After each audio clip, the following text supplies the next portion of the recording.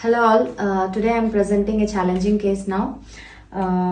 ಇವ್ರಿಗೆ 1 month back accident ಆಗಿತ್ತು RTA and he ended up with having tibial plateau fracture, lateral condyle of tibia fracture ಆಯಿತು ಮತ್ತು head and neck of fibula fracture ಆಗಿದೆ. For that he has underwent a surgery, ORIF ಆಯಿತು ಮತ್ತು locking compression plate and screwing ಹಾಕಿದ್ದಾರೆ. So ಇವಾಗ 1 month ಆಯಿತು ಅವ್ರಿಗೆ surgery ಆಗಿ. 1 month he was completely immobilized and still ಇನ್ನೂ 1 month ಇಮ್ಮೊಬಿಲೈಸೇಷನ್ ಅಲ್ಲೇ ಇರಬೇಕು. ಇನ್ನೂ ವೆಯ್ಟ್ ಬೇರಿಂಗ್ ಇನ್ನೂ 1 month ಅವ್ರಿಗೆ ರೆಕಮೆಂಡ್ ಮಾಡಲಿಲ್ಲ. ಸೊ ಇನ್ನೊಂದು ಚಾಲೆಂಜ್ ಅಂತ ಯಾಕೆ ಹೇಳ್ತಾ ಇದ್ದೀನಿ ಅಂದರೆ, along with the post of rehabilitation ಅವ್ರಿಗೆ head and neck fibula fracture ಆಗಿರೋದ್ರಿಂದ ಅವ್ರಿಗೆ ಕಾಮನ್ ಪೆರೋನಿಯಲ್ ನರ್ವ್ ಇಂಜುರಿ ಆಗಿ he suffered with foot drop.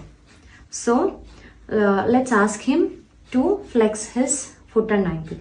ಪಾದನ ಹಿಂಗೆ ಮಡ್ಸೋಕೆ ಟ್ರೈ ಮಾಡಿ, ಎರಡು ಒಟ್ಟಿಗೆ ಫುಲ್ ಈ ಥರ ನೋಡಿ, ಈ ಥರ ಎರಡು ಟ್ರೈ ಮಾಡಿ, ಇನ್ನೂ ಟ್ರೈ ಮಾಡಿ. Please come here and show this.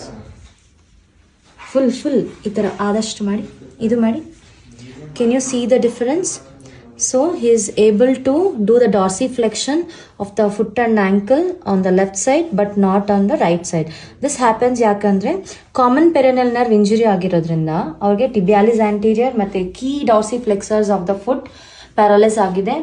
So it is a challenging case ಯಾಕಂದರೆ ವೆಯ್ಟ್ ಬೇರಿಂಗ್ ಇನ್ನೂ ಸ್ಟಾರ್ಟ್ ಮಾಡಿಲ್ಲ, but we have to do the neuro facilitation techniques to activate the nerve and activate the dorsiflexors of the foot.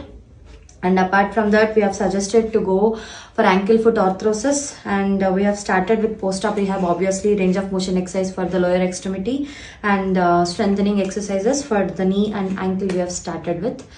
So let's see how it goes.